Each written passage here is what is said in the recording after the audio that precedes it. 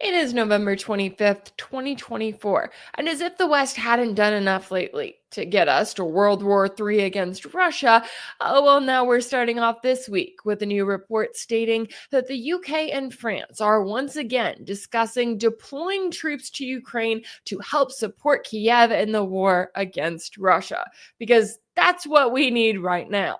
We'll be getting into what was said in that report and what it means for the ongoing tensions.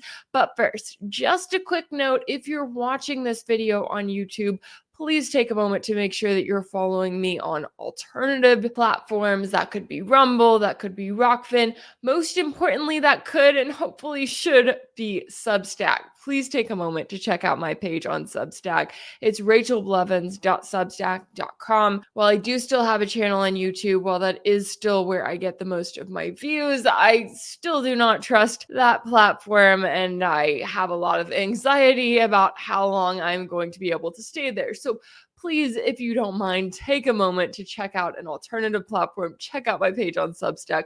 Follow me there. That's where you'll get all of my latest videos sent right to your inbox. You'll get ad-free videos, so you don't have to deal with YouTube ads. And if you're a paid subscriber on Substack, you'll also get access to new episodes of my weekly deep dive series called Sanction, where every week we dive into a new topic. I've got a new episode posted just recently on Sunday. And if Substack's not your vibe, then you can also check out all of the same perks and even more over on my page on Patreon. That's patreon.com/RachelBlevins. All right, now let's get into today's video. So the French newspaper Le Monde posted a new report on Monday in which it stated that the UK and France have reactivated talks on the topic of sending troops to Ukraine in recent weeks after British Prime Minister Keir Starmer made a visit to France earlier this month. According to their anonymous sources, discussions are underway between the UK and France on defense cooperation, particularly with a view to creating a hard core of allies in Europe focused on Ukraine and wider European security. So, in other words, Britain and France are trying to kind of lead the charge here when it comes to the possibility of a world in which the US pulls back on its support for Kiev, which could happen as early as the beginning of next year. Now, I've been very vocal in the fact that although I've watched Trump campaign on this promise of ending the war in Ukraine, although that's been something that he's been very vocal about, I don't think it's going to be as easy as he thinks it's going to be. I do not think that he's going to be able to fulfill those campaign promises.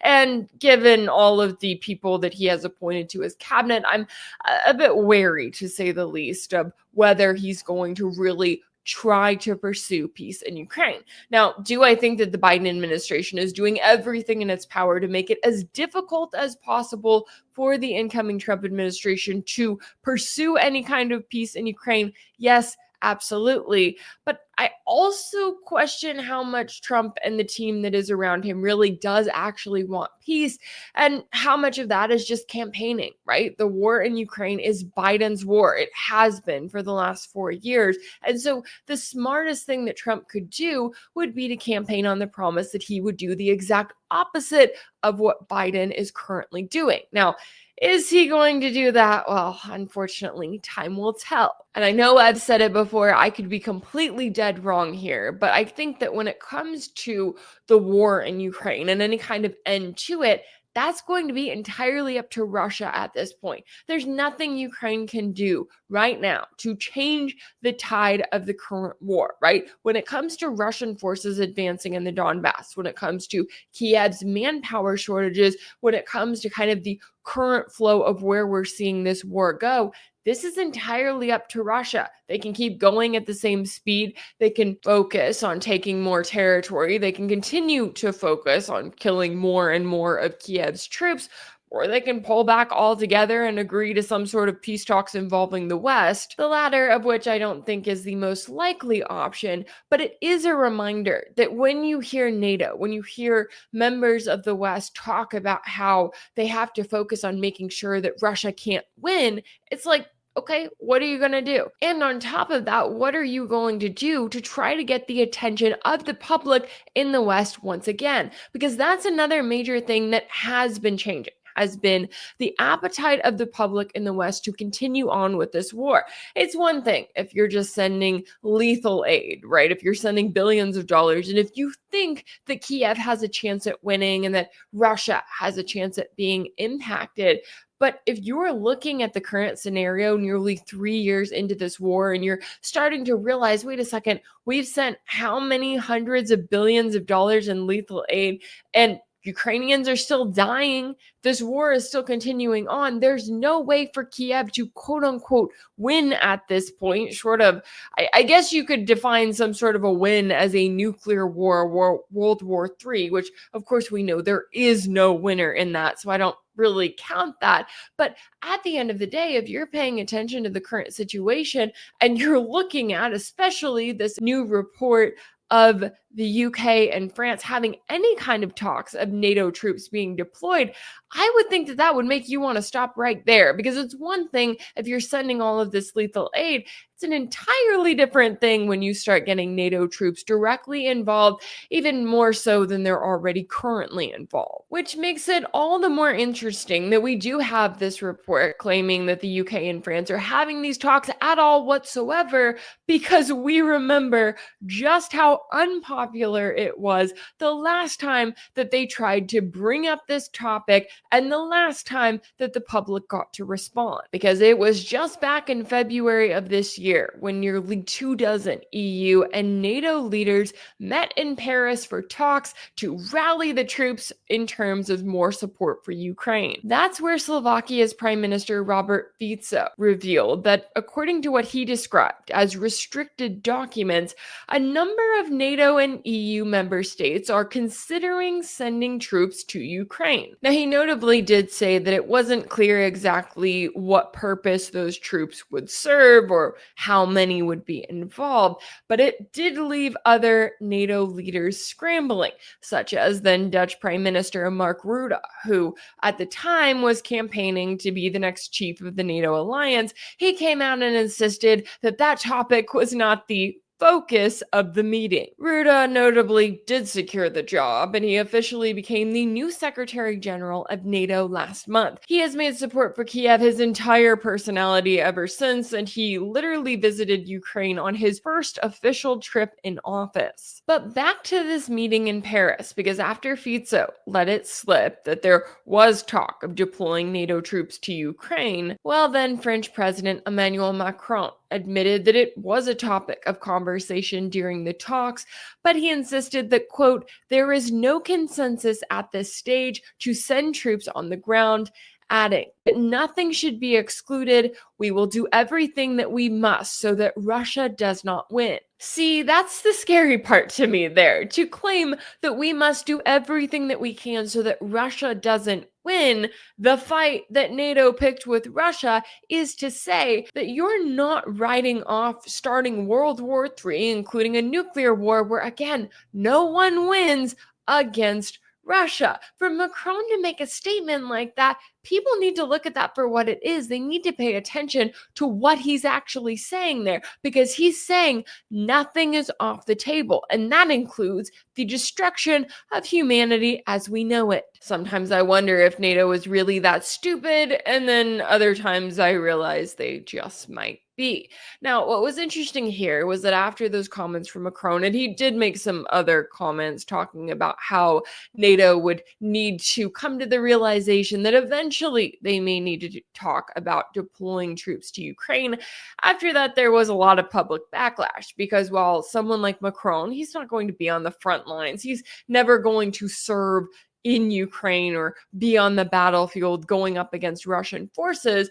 Well, that may not be the case for him. There's a lot of French men and their families and all of their friends and loved ones who are looking at the reality of what deploying troops to Ukraine to fight against Russia would actually look like. And when those people had to say, yeah, you saw a lot of backlash there. One of the ways in which we saw a response was in the results of the EU's parliamentary elections back in June, where Macron's party won just 15% of French votes, and he ended up dissolving his own parliament following the defeat. And as for those who did see gains both in this election for the EU and in a number of regional elections across Europe over the course of this year, were the far right. And one of the big things that the far right have been talking about in Europe, along with the far left actually, has been the fact that they are calling for an end to unconditional support for Ukraine. So it came as no surprise then that when Macron realized that his political life may be on the line here, that he shut up about the topic of deploying NATO troops to Ukraine real quick. It's also no surprise that now that Macron feels a bit more stable, right? He's finishing out his second and final term, and he also has the excuse, as all of these EU leaders, and we'll throw the UK in there, they all have the excuse that they need to start preparing to quote unquote Trump-proof support for Ukraine, right? They're looking to the US going, oh, we've got an incoming president coming in January who's claiming that he's going to pull support that the US is currently providing to Ukraine. So that means that we need to rally together and step up. Just how much rallying they're doing, well, we're finding out as we continue to get more reports like this one. So not only do these talks about the possibility of deploying NATO troops to Ukraine magically reappear, but we also get statements like this one from the French foreign minister, as he proudly declared in a recent interview with the BBC that there are no red lines when it comes to support for Ukraine. Again, no red lines? I mean, if we're talking about World War III, I feel like it's okay to have a red line or two, right? Like, I feel like it's okay to kind of set some boundaries of what we would and would not allow, especially when you're talking about something so drastic being on the table. And the fact that there are any officials in any NATO countries who are making statements like the ones coming just from the French foreign minister is extremely concerning to me. But all right, there's talk of deploying NATO troops to Ukraine. So then the question becomes, how would they be used? Well, this report from Le Monde notably doesn't really specify, but it does note that it could range from sending private sector technicians to repair military equipment, as the UK already does, to private military contractors, as Russia has accused France and other NATO countries of doing, to actual flag-wearing troops who would almost certainly be targeted by Russia immediately. I mean, have the UK and France not done enough already to lead us closer and closer to World War III, as they notably joined the US last week in lifting their restrictions on Kiev's use of long-range missiles on Russian territory? Russian President Putin has warned multiple times, right? He's specifically noted the fact that he views these attacks as coming not from Kiev, but from the Western countries that are directly involved. And Russia, on top of that,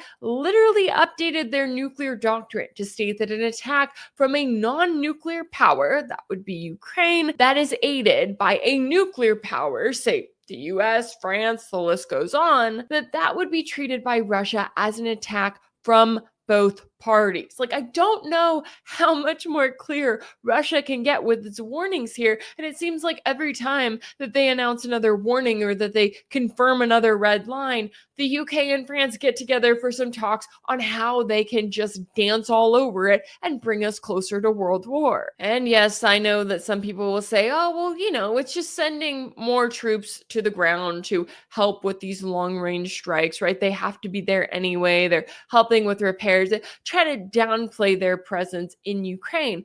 Yeah, it could start there, but I certainly do not expect it to end there, given all of the escalations that we've seen in just less than 3 years. I mean, I'm old enough to remember the days when the US refused to send Abrams main battle tanks or F-16 fighter jets or ATACMS, these long-range missiles in the first place. So to look at how far we've come tells me that once they start being out and about the fact that they are sending troops into Ukraine, then it is just going to keep escalating from there. And I think that that is the purpose of this very report being out there. The fact that we are even talking about there being talks about sending NATO troops, having them deployed to Ukraine, that is NATO sending a message, kind of putting it out there to get some feelers for how the public feels about the situation. It's exactly as they did it when we were talking about this earlier this year, right? They're kind of figuring out, okay, how does the public feel? Is this something that they can get accustomed to? Now, as for the question of how the public will react this time around, right? If the shiny orange man and this apparent threat that he's bringing to the NATO alliance, allegedly, if that is going to be enough to distract the public right into a direct war with Russia, well, time will tell on that one. Now, another thing that I did want to note here is the kind of presence or maybe lack thereof of Germany in all of this, because right now you have the US, the UK, and France really leading the charge just to complete insanity at this point. But it's notable to me that you have German Chancellor Olaf Scholz so far kind of taking a step back here. It's no secret that he supports Ukraine above and beyond to the point where he's willing to allow the US to destroy his country's Nord Stream pipelines and all of the energy security and freedom and independence that would have brought them. But beyond that, just this month, we've watched Scholz literally talk to Russian President Putin on the phone for the first time in nearly 2 years. We've also watched Scholz refuse to remove restrictions on the use of Germany's long-range Taurus missiles by Ukraine. So they're sitting there saying, no, you're not going to use our missiles. We're not going to use these missiles to target Russian territory. But I wasn't born yesterday. I know you weren't either. And so when I see Scholz doing something that seems, I don't know, somewhat logical, then I, of course, have to look at the calendar. And that reminds me that Scholz is preparing for an election of his own in Germany, where he's currently the frontrunner to lead Berlin's Social Democratic Party again. So anything that we hear from him from now until February of 2025, unfortunately, we'll have to take with a grain of salt. And speaking of elections, that brings me right back here to the US as we had a recent presidential election, which Donald Trump won. Yes, that is the same Donald Trump who campaigned on the promise of ending the war in Ukraine in 24 hours, even ending it as president-elect. Now, he has yet to do that. And when I talk about my concerns about him, it centers not just around him, not just around the US establishment that we have here in this country, but also around the people, the neocons more specifically, he has chosen to fill his cabinet. Because that includes his pick for National Security Advisor Mike Waltz, who recently bragged to Fox News on Sunday that the Trump team is working hand in glove with the Biden administration on national security, saying, quote, "We are one team with the United States in this transition." Now, to me, that does not sound like the words of a man who is getting ready to completely overhaul the Biden administration's current foreign policy. Doesn't sound like a man who's getting ready for the end of US support for Kiev.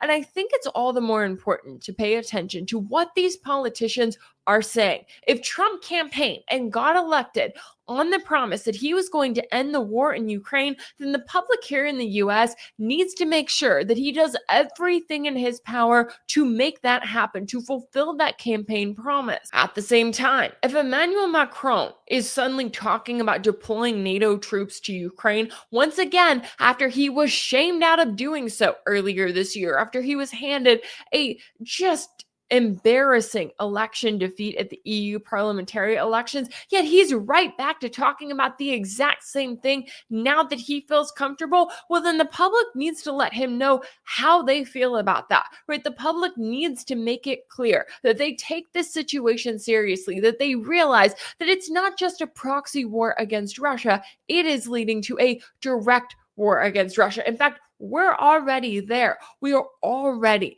at the cusp of World War III, and it does not get better from here, especially as the West continues to use every opportunity to take advantage of the public, to take advantage of the current timing, and to increase tensions even more, and that's something everyone should be talking about.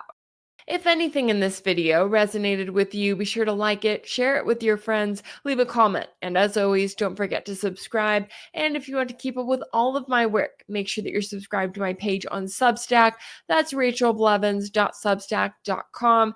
That's where you'll find ad-free videos, as well as for paid subscribers, you can check out my new weekly deep dive series called Sanction.